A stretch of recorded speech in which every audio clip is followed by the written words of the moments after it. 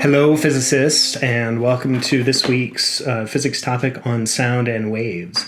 So this week we're going to be talking about waves, and we're going to be talking about the properties of waves, and this becomes important for a whole host of things in physics, from the discussion of how sound propagates, how light propagates, and also even the fundamental nature of matter. So waves and how we describe waves are really important. So I have my ukulele out here, and ukulele is a four-string instrument that's tuned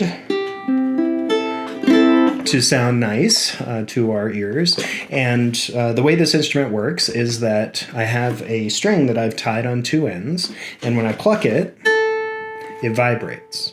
And it vibrates with a tone that is a function of the tension of the string. So if I pluck it and I make it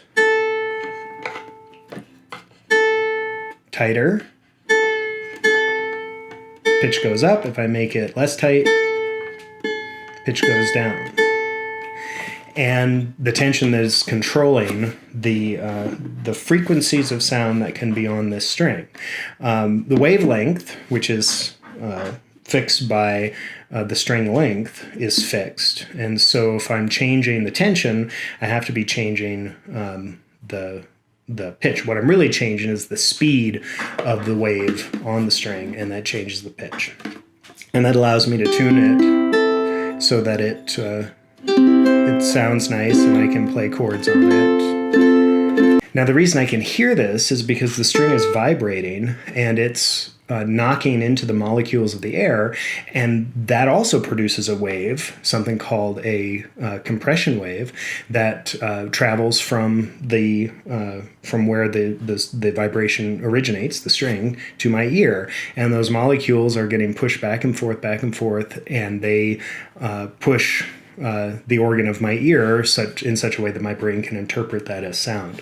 And so I'm causing a vibration here, and that's because of the properties of the wave that's traveling on the string.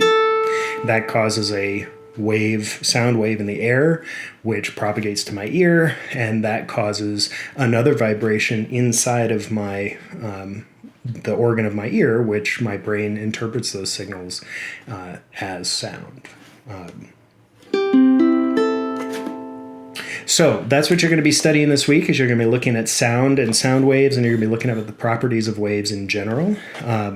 So if you have a stringed instrument or even a woodwind instrument or some kind of musical instrument, feel free to break that out and play with it while you're learning all about waves and sound waves. Now, the other place that we see waves propagating is in water, and your activity this week is going to be looking at the propagation of water waves. You're going to be dropping some objects into a bucket of water and looking at how those waves propagate and how the waves depend on the height at which you drop the marble and various other properties. So that's what you're going to be doing this week, looking at the properties of waves.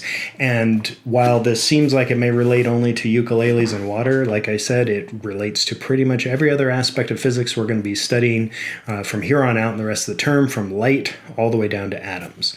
So you will be seeing all this stuff about waves as we go forward. So I hope you enjoy the week, and we will talk to you soon.